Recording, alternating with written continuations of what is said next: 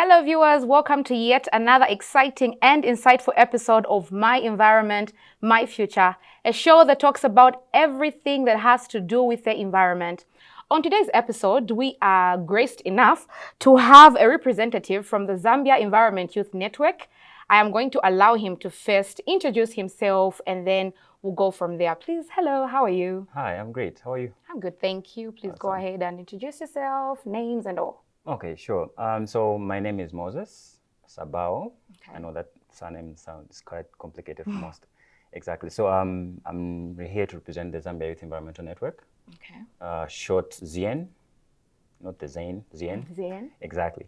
So I am the National Media Director for the movement, and I'm also the Lusaka chairperson for the Lusaka chapter. Okay. Exactly. So that's who I am. Okay. So in brief but detailed form, tell us a little bit about the Zambia Environment Youth Network. Just tell us everything about it or anything that our viewers would be interested to know about the network. Okay, great. So the Zambia Youth Environmental Network is a movement, not an organization, so to say. It is a movement, Exactly. okay. So it was formed 2 years ago when a number of youths came up together. It's actually a faith-based movement. It was formed by youths from different denominations in Zambia. So we came together, we had some conversations regarding the status of the way the environment is deteriorating and from the spiritual perspective of it. So this group of youths came together, then we decided to form up a movement. And then lucky enough, we were graced by Tier Fund. Tier Fund is also an international charity organization. Exactly. So when we presented our idea to them, they were interested. They're like, okay, I think we could help you, boost this thing up. We want you to get the word out. We're also looking for people that were, enthusiastic about the environment and all that. So they came in, they gave us a nudge. They pulled a group of youth from all over Zambia, all the 10 provinces. So we came together for a workshop. We discussed how we thought we would, go ahead with this plan of making up a movement. And we had a workshop together, and that's how the Zambia Youth Environmental Network was born, right here in Lusaka. Okay. But at the moment, we are present in all the 10 provinces of Zambia. Okay. Exactly. So we have different people in different provinces, of course, tackling their local problems that are facing the environment in their various provinces. All right. So coming from your name, youth, you said it's a movement, a youth movement. Yes. So do you have like an age group that you target in particular? Maybe like it's not really limited, but then do you have a particular target age group, it being a movement? Yeah, exactly. So we focus on youths, as it's inscribed in the name. So at the moment, we have included children in primary school because we believe the issues of environment has to do with people's way of living. The way we take care of the environment has to come from, it has to be presented as a way of living, because looking at the way like people live in these compounds where we come from, people do not really have that regard of taking care of the environment they're in, because it's how they were brought up. They grew up seeing people throwing garbage right in the back, burning plastic and all that. So we've also included children in primary schools.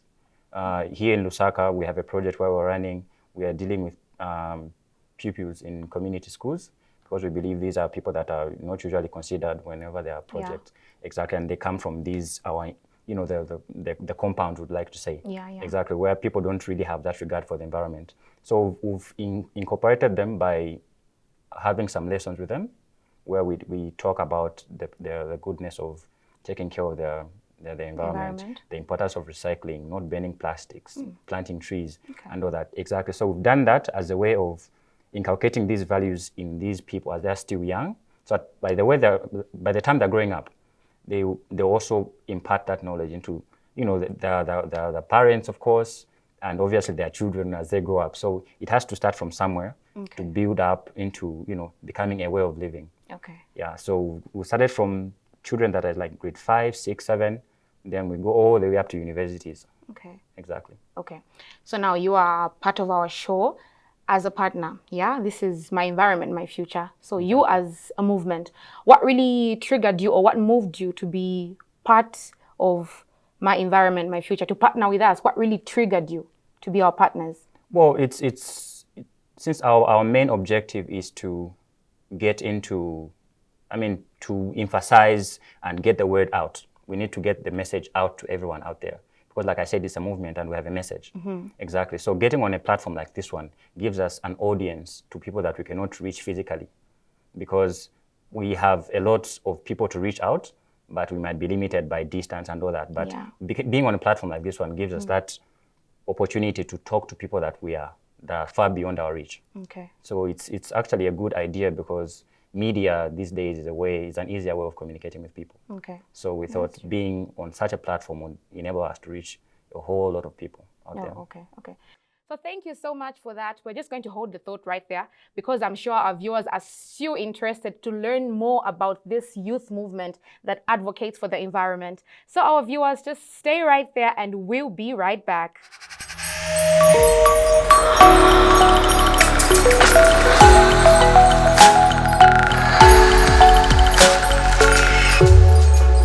Welcome back, viewers, and in case you're just joining us, this is My Environment, My Future. And today we are glad enough to have one of our partners from the Zambia Youth Environmental Network. We were talking about them being a movement and just them advocating for a lot of things that have to do with the environment. So according to my research per se, your movement focuses on SDG number 13, which basically advocates for climate change. Why do you think, or why in particular did you as a movement decide on targeting climate change as an SDG? Well, as you know, the Vision 2030, of course, which is being pushed by the United Nations and all the member countries, is like the SDGs themselves. They're all entangled together. One relies on the other. But on the top of it all, which for us, we believe the most paramount one is the issue of climate, because that has to do with our sustenance and our life here on Earth. So we feel that climate is one subject that has to be overemphasized, that can never be overemphasized, I mean. So we decided to work on issues of climate because they affect each and everyone's life. When our climate is not okay, our activities cannot operate. So for us, we feel all these Vision 2030 is anchored on on SDG 13, because climate affects each and everyone's livelihood, and it affects our existence here on Earth. So we decided to pick on that because it affects every walk of life. Yeah, that's true. Sure. That's true. So you have talked a lot about the SDG and climate change, but then in the most basic terms, what would you define climate change as? What is climate change? Well, climate change is a natural process. People look at it as the problem. It's not the problem. Climate change is a natural process which has been happening since the Earth was created. Okay? So this has to do with the way the world operates, the Earth operates. So at this instance, it's being affected, or it's being accelerated because of the activities that are happening on Earth. So this has to do with a lot of greenhouse emissions, greenhouse gases, which comes from burning of plastic, dumping of waste and all that stuff. So climate change is a natural process in itself, but the rate at which it's changing is accelerated, because at the moment, the activities on Earth, first of all, I would give an example of the automobiles, the cars we're using. We are burning fossil fuels for movement, which is fuel, oil, and all that stuff. Then when it comes to cooking and all that, we are cutting down trees, because we know from our environmental science back in grade 7 or something, trees are the ones that actually absorb the carbon dioxide that we release from our activities, daily activities. But we are cutting down trees because of development, for instance. For us to build roads, we've seen that in Lusaka we have an extensive development in terms of roads. But what we are ignoring is that these roads are being made at the expense of the environment. Big trees that were there for years were cut down and were not replaced.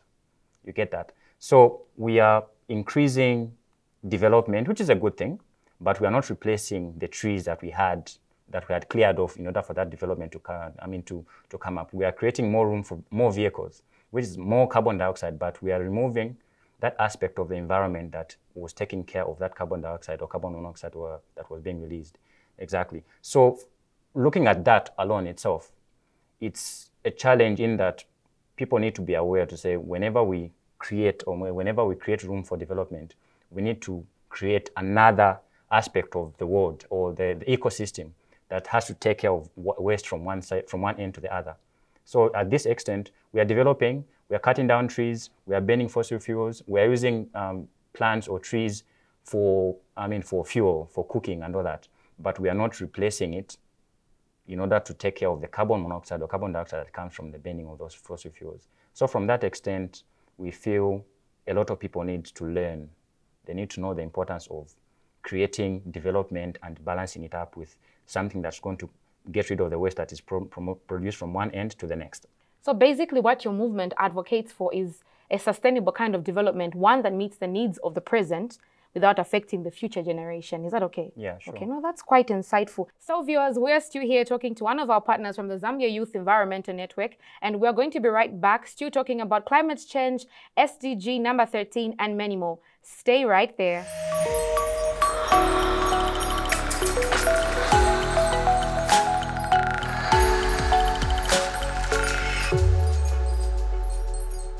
Welcome back, viewers. This is My Environment, My Future. Mr. Moses, we were earlier talking about climate change, and we talked about the effects of climate change per se. So as a movement, what have been your challenges in attaining many of your goals as a movement in general? Well, first of all, I think it will be like the backlash that people have. I think it has to do with issues of the norm that has been perceived to be what people perceive to be normal out there. People look at burning plastic as something normal, as an easy way of getting rid of waste, or just dumping it at the side away from home. They feel it's okay. So the major challenge I would say we've faced is the mentality that people look at environmental issues. They do not give it that attention that it requires. Exactly. So, and that's the reason. That's the main reason why this movement was formed, in order to get the message across, to enable people, to make them understand that they need to take care of the environment for the future generation to benefit from it. We should not exploit all the resources that we have at the moment at the expense of the future, because looking at the way our rain cycle is, for instance, the rains come late. Sometimes if they come late, they go early. Sometimes have floods in areas, some areas will have droughts in other areas, and all that. All those things, people do not understand that those are the effects of climate change. So that has been the major challenge that we have, because people feel it's normal, and they have accepted the way the weather is and the climate is at the moment. They feel it's normal, which is not. So that's the major challenge that we've had when we go out there, creating awareness. People say, no, things have been like this for years. They do not know what causes all that. Exactly. So that has been the major challenge, and which we are trying to overcome that, because that's the main reason why we formed up this movement, in order to break that barrier and get the message across to the people that are out there. And the other thing is, I think most youths are just not interested in environmental issues. They feel they're more busy with employment, looking for work and all that stuff. They do not want to put their energies towards achieving these goals and bettering the future generation. The earth for the future generation. So I think those are the major challenges that we've had at the moment. Okay. And then you talked about youths generally not being interested in everything that has to do with the environment. So now you as a movement, what are you doing to make sure that that knowledge gap, or the lack of knowledge per se, is being met, you as a movement and your target group, which is the youths and many other? What are you doing to ensure that at least they have an interest in the environment? Because at the end of the day, we only have one earth. Exactly. So what are you doing as a movement to make sure the gap is closed? Well, first of all, that's why we're here, to get through to them, of course. And then away from that, we have a blog that is running on our website. That blog has got a lot of information concerning how people could help preserve the earth, what role they could play in this fight against the environmental degradation. Exactly. So, and we also do community sensitizations. Earlier on, I told you, we are in schools, in primary schools, community schools, where we teach children on the importance of taking care of the environment, how they should get rid of their waste, and how they should, just generally taking care of the environment, and tell others the importance of doing that. So in that itself, we're pushing as much as possible to get to people from from the basic grassroots, which is the communities we're in.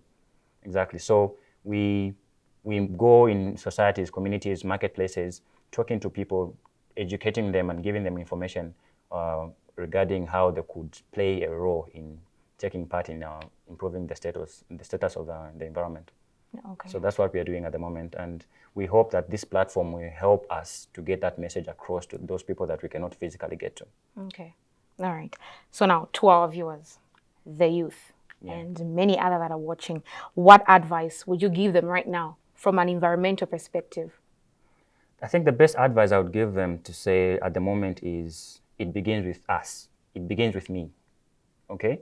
If I have that mentality of saying I should not litter here, I should not drop this wrapper here, I'll keep it until I find a bin, or I'll keep it until I can discard it where it will not affect the environment or block drainages or whatever. If anyone or everyone would have that mentality, I think we'll have a better earth at the end of it all. So my best advice to them is it starts with us. It starts with me. I should take care of where I am. I should share the knowledge that I have to the next person who might not know the importance of preserving the environment. From the onset, if I take it as a personal responsibility, then everyone else will benefit from that. So my advice is, let's take care of this earth. If not for us, let us do it for our children that are coming. Yeah.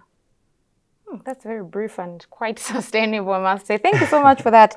And then the last question I'm going to ask you is, well, not really a question, but what message would you have for our local leaders per se? Because at the end of the day, should this change happen, it should probably come with rules, regulations, like maybe don't throw this, and then afterwards you have maybe punishments for such things. So now, what advice would you give to our local leaders in relation to climate change and addressing the issue of climate change? Well, first of all, I would like to thank the current government, because for the first time since independence in Zambia, we now have a ministry that is dedicated to the environment. So that's a step in the right direction, and I would encourage arts youth to take advantage of that opportunity, because now we have resources that are directed towards that particular cause. And I think my appeal to the local authorities is that we should come up with bylaws or rules that will put up some sort of punishment, like you earlier said, to say if you are found littering, for instance. In these other countries, just throwing gum in the street will attract a penalty to you. I feel we should adopt such rules and regulations in our country, so that people have that mindset of knowing to say, doing this is wrong and it will incur some cost or a punishment of some sort. So I think I would solicit for a bylaw that should be passed into law, that littering should be an offense that is punishable, or cutting down trees without any proper cause should be an offense.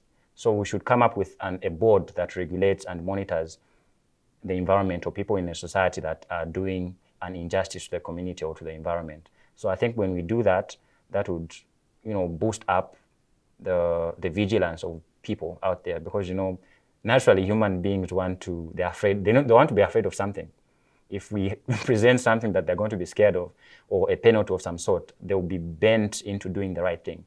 And I feel that's what we need at the moment. Thank you so much for that. So now, for young people out there who would want to join your network, because it being an environmental youth network that basically advocates for the environment, where can they find you? How do they get hold of you? Okay, so being a movement, like I said, we're not an organization. We're just a movement. So at the moment, we do not have a particular physical address where you could find us. Of course, we're working in partnership with Caritas Zambia. They are our host, and they help us, regulate the administrative part of our organization, or our movement, so per se. So we do not have a physical address, but we have a Facebook page, which is the Zambia Youth Environmental Network.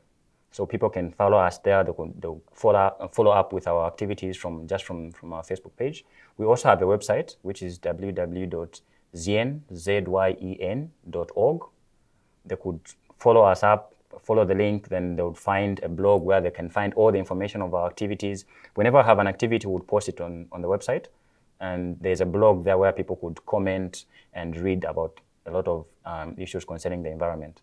So they could catch us online, in short. Okay. Then once they contact us on Facebook, there's a WhatsApp number, which I'm in charge of. So if someone gets in contact with me, I would add them to the WhatsApp group. Then that's where we have our discussions, because like I said, we are in all the 10 provinces. So wherever they contact me from, I'll be able to link them to the person who is nearer to them in that province. Then they'll have a local WhatsApp group where they discuss their local issues. Because like I said, it's decentralized, because we have different problems in different provinces. So we've decentralized it, and we want to work with people from within their local communities. So once they get in touch with us on Facebook, we'll be able to link them to the people that are near them. Thank you, viewers, for staying glued to My Environment, My Future. We hope that you are going to be part of us next time for yet an insightful and educative episode of My Environment, My Future. I was your host, Odala Piri. See you soon.